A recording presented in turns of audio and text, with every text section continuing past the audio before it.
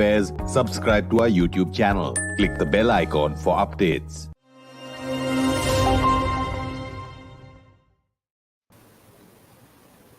Hello and welcome to the Gist on Strat News Global.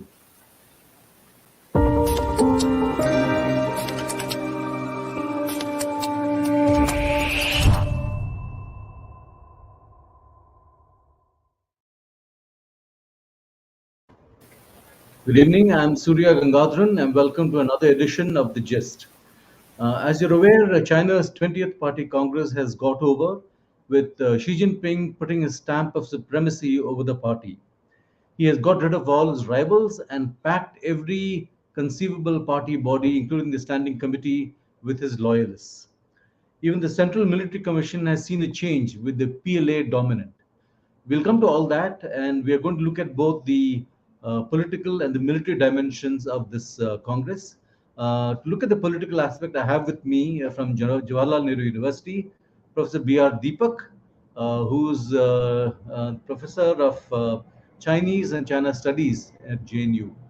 Also, I have with me from Taiwan, Suyash Desai. He is a specialist on the People's Liberation Army and also specialist on foreign policy, Chinese foreign policy, and he is presently at the Sun Yat-sen National University in Taiwan. So, welcome to you both. Professor Deepak, I'd like to begin with you. Um, um, why was President Hu Jintao removed in the manner in which he was removed? Does this presage something else? Well, Surya, if you see the Xinhua tweet of 23rd, it says it was owing to the ill health of Hu Jintao, which could be considered as the official position of China. There is another version that says it was all stage managed by Xi Jinping with an act of Sha Ji Gei Hou Zikan, that is, kill a chicken to scare the monkeys. After seeing the video clip by various agencies, I believe it happened spontaneously, who became apprehensive of the fate of his only remaining loyalist, Hu Chenghua, in the Politburo Standing Committee or even the Politburo after having known the fate of Li Keqiang and Wang Yang. I think Hu's name was dropped at the last moment. It is precisely owing to this reason we find only 24 members in the Politburo in place of earlier 25. Li Daishu and Xi Jinping's reluctance to share the final list with him, and Xi sensing the trouble and calling Kung Shaoxun, Deputy Director of the General Office of the CPC, under Ding Xuexiang to remove Hu from the proceeding tells it all. Though not stage managed, but the message is loud and clear that the curtain closes on the reform era and perhaps will be followed by the purge of Hu's men from the party and state. Contents related to Hu has already disappeared from the Qiushi magazine. Surya, over to you. So another purge is in the offing. So would it be accurate to say that the Communist Party of China is now Xi Jinping's party, CCP-XI? Is that it? Absolutely. For the simple reason that the CPC will strictly adhere to the banner and line of Xi Jinping's thought. This has been affirmed by incorporating 两个确立, or the so-called two establishes, to establish the status of Comrade Xi Jinping as a core of the party central committee and the whole party, and to establish the guiding role of Xi Jinping's thought on socialism, the Chinese characteristic for the new era, into the 7-page long only amendment to the party constitution, which of course, along with many other of his jargons. Secondly, I think for carrying forward this Xi's banner and line, all his loyalists, Xi Jiajun from Fujian, Zhejiang, Shanghai, Party School, and Shanxi Gansu Ningqie as the places have been placed in Politburo Standing Committee, the Politburo and Central Committee.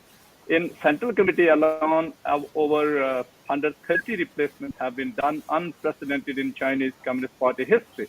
Finally, I think it is also due to Xi's emphasis on Jiangshanpu Biansi, that is, no one would be allowed to change the color of China's mountains and rivers, and the advocacy to inherit the good red genes, Hongsi gene, they are called, so as the path, ideology, system, system and culture China has evolved over the period of time is not changed. Certainly, we see economy in command of the reform era giving way to politics in command of Xi's new era. Surya? Yeah, so Congress of the long knives, no? Thanks, Yeah. Deepak. Suyash, I'd like to come to you now. The Central Military Commission, let's look at the composition of that. It appears to be heavily dominated by PLA generals. Is that something new? What about the Navy? What about the other branches of the armed forces? Yes, you're absolutely right when you say that it is completely dominated by land forces, and it is something which I like to call one step ahead, two steps back. Because if we look at what was happening in the reforms which were started in Hu Jintao's era, but which were speeded up or fastened up from 2013. 2015 is when reforms initially took off, and then 2017 is when the historic speech happened, where all the targets were laid down. So from that time, if you see the previous two CMCs, it was a mix of land, army, air force, navy, all of them put together. Why was that? Because if you see speech in 2017 and if you see 2013 and 2015 defense white papers, China is now moving towards far sea protection. China is now moving towards joint operations. China is now moving towards integrated joint operations. And historically, PLA army, that is the land force, is being blamed for all of PLA's problems because PLA army's headquarters and CMC's headquarters were initially together. All the corruption happened through PLA army. Because it was army dominated, because that is why China's vision was land dominated. So that was the problem, and we in the past 10 years it was going. The CMC was becoming a little more diverse, but now if you see the composition, most of the members, all of the members have been affiliated to PLA Army. One of them is from PLA Rocket Force, but also affiliated to PLA Army. One of them is from PLA Navy, but also affiliated to PLA Army. And these two are discipline inspection officers. So tactically, there is no one from other services. This means two, three important things. One, the it it is going to one step forward, two step back. The reforms, what happens to the reforms, what happens to integrated joint operation, we don't know. Integrated joint operation is something that PLA released in November 2020, which means a new type of operation in new type of battle spaces where two or more services come together to do a particular operation. So for example, just an example, in case of a Taiwan contingency, you will require PLA Air Force, you will require PLA Strategic Service Force, you will require Army, you will require Navy. So all of them doing an operation together will require other services to take command. And that is what is not happening right now. It could be speculated that if PLA army is dominant, we could go take two steps back. That is a problem that could be foreseen if army is dominating the CMC, which has happened right now. So, if the army dominates, is that reflecting a concern of civil unrest or something? Is that what is at the back of Xi Jinping's mind? More so, I would recommend. I would say that it is more of loyalists because, like as my fellow panelist would, professor would say that in the Politburo Standing Committee, most of the loyalists has been appointed. Similarly, people who have worked with Xi Jinping, people who have Xi Jinping's trust, these people are appointed more into CMC. Okay, PLA as an organization, like any other organization, has multiple layers. So even if the first rung of operation is dominated by something, there is second rung of operation, third rung of operation, which has a say. But at least nominally, it looks that PLA has been dominated by army. On the point of unrest, there is another point regarding public security. One specific elevation, which is related to a member or a appointment in CMC. He was earlier the Joint Chief of Staff of Army, and before that he was a Joint Chief of Staff of China's paramilitary forces. That could be said as one of the reasons where China is looking at more internal security. Why a paramilitary chief of staff has been appointed into CMC? That is something that answers your question. Could there could be internal unrest? They are looking more towards Tibet. They are looking more towards Xinjiang. What is happening within the country? These could be the points that could be think upon or ponder upon due to disappointment. But army per se would not be equivalent to internal unrest, because generally army is looking outwards and PAP is looking Mhm. inwards in China's Okay. understanding. Interesting. Professor Deepak, with ideology now at the center and the front, are we to presume that economic issues will now take a back turn? So, reform or modernization, these things will are going to be put off, delayed, less priority? Maybe it looks so on the surface, but perhaps not entirely. So to be fair, China during Xi Jinping's decade has not done that bad economically. We know that GDP, which he inherited in 2012, it was just 8.5 trillion US dollars, which has catapulted to 7.2 trillion US dollars. And the urbanization of China, it has also reached somewhere 65%, which is quite impressive, and not to talk about the kind of infrastructure. Having said that, owing to dynamic COVID zero policy of Xi Jinping, and some people say that there are more than 300 million Chinese people under continuous lockdown. Added to that, bad finances of the local governments that are pegged at 4 trillion US dollars.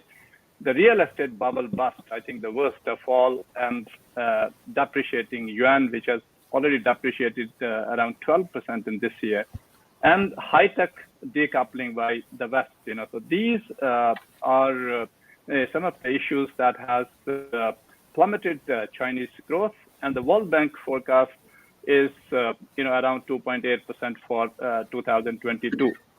I think quite interesting fact, which is related to the real estate bubble bust, is around 45% of China's GDP used to be spent on infrastructure development, including real estate. This now looks problematic as there would be no return on the investment. Therefore, sustaining a growth rate of 5 to 6% in order to realize the so-called socialist modernization by 2035, as pronounced by China's top economist Lin Yufeng and then various other people, and then taking China to the road of a fully developed country by 2050, I think it looks a little problematic. Unfortunately, the 20th Party Congress, as if we go through the report and also the lonely amendment to the party constitution, it gives emphasis to a variety of securities, struggles, and winning regional wars. It is for this reason that 33% of Chinese stock, especially the stock outside China, so they were eroded from the market after the new leadership was announced. Nevertheless, a final point, I believe, since China's base is solid, China has invested a great deal of money to gain self-sufficiency in major sectors by way of big fund in 2014, towards semiconductor development, and Made in China 2025 in 2050, and various other capacity building projects they have initiated in developing countries. Therefore, even if China maintains a modest growth rate of 2 to 3%, which perhaps, owing to Xi Jinping's this dual circulation could be possible because it's a huge consumption market, it will still pump billions of dollars in Chinese economy. I don't think China will completely go to the North Korean way, as many people in the West have been arguing. Xi Jinping has talked about reforms and opening up. Therefore, it remains to be seen how his new team, led by Li Chang and perhaps Li Feng, will handle the economy. After all, it has been by the way of economic growth that CPC has legitimized and prolonged their rule in China. Surya, over to you. So, given the focus on ideology, do you see reconciliation with the West happening, given that China's ties with the West are also very deep? I think it will depend, from region to region. For example, Europe, I think the fissures are already developing there because of the, food security, or you can say energy security. And we will see that, during these months, 8 months since the outbreak of Russia-Ukraine conflict, Germany has already invested $10 billion in China, and then Seoul is expected to see Xi Jinping early next month, and then Taiwan also, which has problematic relationship with China, especially recently, has also invested $3 billion US in Chinese market. And I think if you look at the overall foreign direct investment in China from the West, it has increased, even though ideological battle lines have been drawn, and especially the competition with the United States, it is on the rise, but largely confined to, I would say, high-tech sector, because U.S. still remains, third largest, you can say, export destination of China. If you believe the recent data, which was resolved by Statistical Bureau of China, China and the United States already had a trade volume of $523 billion US this year, and I think it will go on like this. Ideological battle lines would be there, but at the same time, I think wherever United States and the West, they are you can say dependent on China in certain sector, it will also go on. I don't think in short term or mid term, there is going to be a huge decoupling taking place, between them. Interesting. Suyash, I want to talk about this issue of modernization of the PLA. From your writings, I understand that 2027 is going to be a milestone in terms of the PLA's modernization. So, what does Xi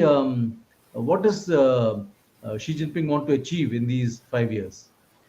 Okay. So 2027 is one of the important dates that has been recently announced. If you go back to the 19th Party Congress, the initial dates were 2020, 2035, and 2049, 2050. So 2020 was modernization, mechanization, first phase. 2035 was informatization, and 2049 was making PLA, converting PLA into a world-class army. First phase of modernization was to be completed by 2020. First phase of modernization is structural modernization, equipment modernization, acquisitions, big parts of modernization. That has been delayed by 2 years due to multiple reasons. One of it being COVID, because there was a huge gap. This modernization started as under Xi. It started in 2015. The reform started in 2015, but announced in 2017, because there was a huge gap between 2020 and 2035. 2027 is used as one of the date to go forward to 2035. Also, what is important, 2027 is when PLA is completing 100 years. The PLA in its initial form, the Red Army, was formed in 1927. So that is why it is a symbolic date. What PLA now achieves, tries to achieve, this was announced in 2021 NPC, where it was added into the blueprint that PLA should achieve modernization by 2027. A lot of thinkers, a lot of strategists say there are two schools of thought. There are two arguments on this. One, they say that 2027 is when PLA is looking for Taiwan, which is completely not true. At least on the ground level, which is not true. It could happen. We cannot say anything in strategic relations. It could happen, like Russia, Ukraine. But just that tactically and operationally, PLA is not ready yet, because in case of an invasion, you need landing operations. PLA is not ready for landing operations yet. So that is out of window. Modernization cannot completely happen because modernization has already slowed down. If you buy Sarah Kutcherberg's theory, if you build a big navy, for example, in case of a navy, if you build a big navy, the initial cost of acquisition is just 1/3 of the total life cost. So modernization, and that is applicable for every force. So modernization is already slowing down. So it is just 1 year, which is important, filling the gap, but it is also important because it leads way to 2035, which is a bigger milestone, which is where PLA will modernize outwardly, and then will start thinking about intelligentization. It is now thinking about informatization. Whatever we are thinking about cyber activities, it is informatization. From 2035, it will start thinking about intelligentization. And then the next step would be 2049, when it tries to achieve the tag of world-class army, which is not explained by Xi Jinping, but educated guesses, which is equivalent to that of the current US forces and equivalent to some aspect of other forces of the world, including India, Russia, France, etc. That is why 2027 is an important milestone for achieving the next milestones. There seems to be a lot of focus on the PAP, the People's Armed Police, in the Central Military Commission. It seems to have got a boost. Is that what does that suggest? So Lee Chang-li has been introduced into CMC. This is his first time into CMC. He was not a member of CMC earlier. Previously, as I've mentioned already, he was the chief of staff of PAP. And then after when reforms happened, he became the chief of staff of Army. So Army as a service, because there are three services, there are five theater commands, which is surprising. In the recent history, such things have not happened. PAP is their paramilitary force, which is primarily responsible for internal security. So it is symbolic in itself because internal security is elevated to such a high command, such a high position. What it suggests is one, they are looking inside what is happening already. If you also see, so for example, I'm just giving a random example which is happening already. Their National Security Council, their National Security Commission, which was formed in 2013, a lot of which comes out from National Security Commission is also with what looks inside, is what China is looking inside, not outside. How they are defining ideology, how they are defining identity. This is what is coming out of National Security Council Commission. So this is, and when it was formed, everyone thought it is a replica of what India is doing or what US is doing, where they would be doing outwardly focus, which is not the case. At least it is not out publicly yet. So this National Security Commission, because now the data has started coming out, along with PAP elevation says that they are more worried inside. There can be multiple regions, things that are happening in Xinjiang, Tibet, India-China problems. India-China problems, of course, they say it is a part of China to be worried about. Economic problems that are is slowing down of economy. Even if they slow down, they're not at such a high level that they will continue to develop. But slowing down of economy, these are all leading to some internal problems, and that is why PAP has been. I think that PAP has been elevated because of this. Deepak, I have a question from a viewer. Is there frustration among investors given that the Chinese economy has declined in the last 10 years and the same regime continues to decide policies? Not really. In fact, I have partially answered it because China is one of the largest, investment destination for the year 2022. Some 146 billion US dollars, if I am not wrong on the figures, have been invested by people there, and this investment has come, from various quarters, including the West and Japan and Taiwan. So I don't think China as an investment destination, it is gone away from people's mind. But it's only the question of stability, whether Xi Jinping would be able to provide the kind of stability the reform era people provided to China when there was, a harmonious relationship around, where there was sort of like understanding and equilibrium between nations around China. So if that kind of surrounding prevails, then perhaps, as I mentioned, that China having a growth rate of 3 to 4%, so it is not a problem. But still, I would say that Wang Yi has been inducted in the Politburo, and is he would be stepping into Yang Jiechi's position.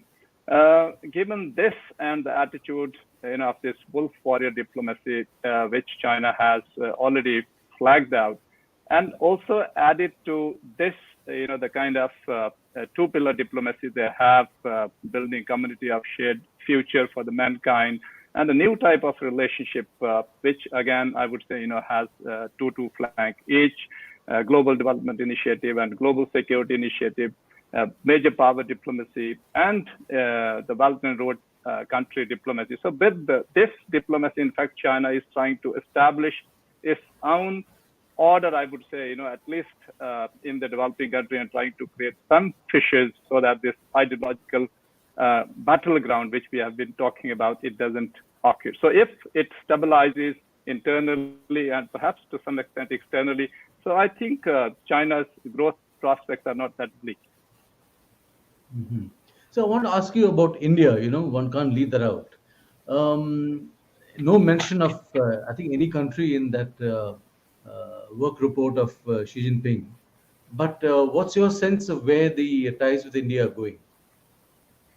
Well, I have always maintained that China will continue to deny India a space in the region and beyond through the so-called competition continuum in various realms.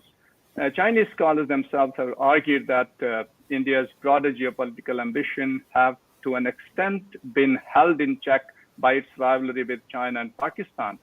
And we have already seen China making a case of settled population in the so-called 600 plus poverty alleviation villages along the borders. So China plans to invest another 23 billion US dollars in Tibetan infrastructure. So that is a greater cause of concern for India. On the other hand, disengagement along the major friction points may be over, but what about Depsang, Damchok, and Chading Nala, etc. places that involves huge territory of India? China's argument that border issue should be placed in a proper position, irrespective of the fact that the status quo on the ground has changed and yet to happen. De-escalation it tells it all. It has not happened. Therefore, I believe in order to restore the kind of equilibrium and understanding we had with China will take a longer time, and I think it will depend on our economic resilience and the kind of relationship we are able to build with major and middle powers around us. So when they say the border should be in its proper place, what is the message they are sending us? What are they telling us? Primarily, I think they are telling us that you should accept the new modus vivendi along the borders. That is the change in status quo, which I believe India at this point in time is not willing to accept. And secondly, as the Chinese, they have been always arguing that there are huge complementarities between India and China. Both are two civilizational states. We need to be opening up. We need to be restoring our trade and investment ties, and have sort of like win-win proposition. So, but I think the problem is the mutual respect, territorial integrity, and the so-called mutual benefits. Because if you see the figures, it is primarily in favor of China. And I think it is also for the Western countries, which perhaps believe that the kind of path China has taken, the kind of theory they have advocated, the kind of system they are treading on, so that makes it confrontationist with their system, or you can say, the autocratic versus democracy. So I think this battle will continue to go, but India perhaps has to play its card wisely and then reap the benefit of the new configuration of forces and supply chains, which is already happening. So perhaps economic resilience and our growth rate at some point in time, so it will be instrumental in reshaping our overall relationship with not only China but also the region and at global stage. So last word from you, Suyash. PLA, what is the military perception of India? The military high command in China. What is their perception of India, and does it deviate from the foreign ministry? So I'll divide this answer into three parts. First part, if you purely look at the appointments that have happened, equal amount of weightage is given to India and China, because the vice chairman, he is one of the people who have worked on Western. He's one of the people who was deployed in Western Theater Command. He was the deputy commander of Western Theater Command and army head of Western Theater Command. Also, one point that a lot of people are missing out is Miao Hua, who was already previously in CMC, as is now retained in CMC. He was a commissar in Western Theater Command. So that is purely on appointment basis. But if you also see the report, if you see the work report or the speech that Xi Jinping gave, there is a lot of emphasis on border resources management, logistics, and application of AI to border management. And when we talk about border, we generally talk about land border. And regarding India, this is the second part. I agree that India is the second strategic military direction. The first strategic military direction is Taiwan, but a lot of emphasis has been given to India. And for third and the foremost part, we are not looking at a logistics that has been raised in the past 10 years in China. A lot of people are missing out on the point of the railway that has been constructed in China. India and China went to the war on the basis of the road that was going through Aksai. Yeah.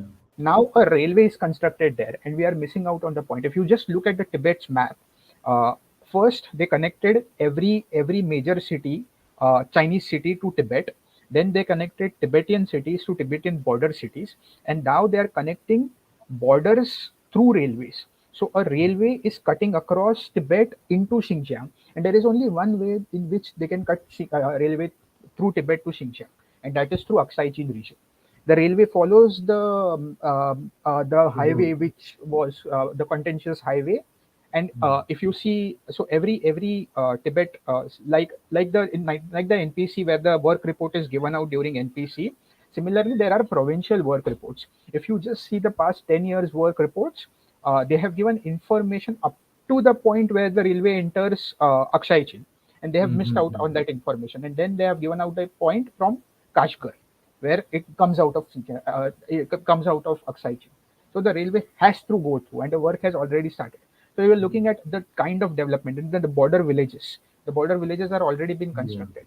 So all this put together indicates that we are secondary military direction, but things are going to not improve from here. It is going to get worse from here. So it Surya, depends just to upon what add is one happening thing on Eastern to coast.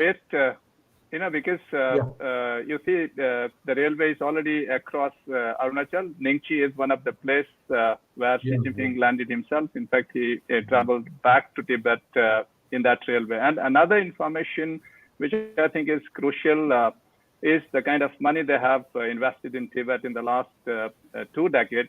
It is 43 billion US dollars and 120,000 kilometers of road they have built inside. So you can imagine the kind of infrastructure they have built across the border. So I think that is a concern for Indian planners. Professor Deepak, Suyash Desai, we are completely out of time, but great discussion and a lot of insight and information. Thank you very much. And let's see where the Congress is going to take things forward. I'm sure Xi Jinping has more surprises in store for us.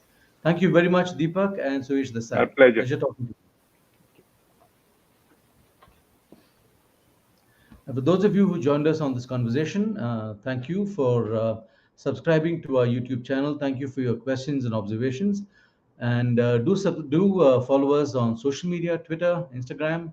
Thank you and good night.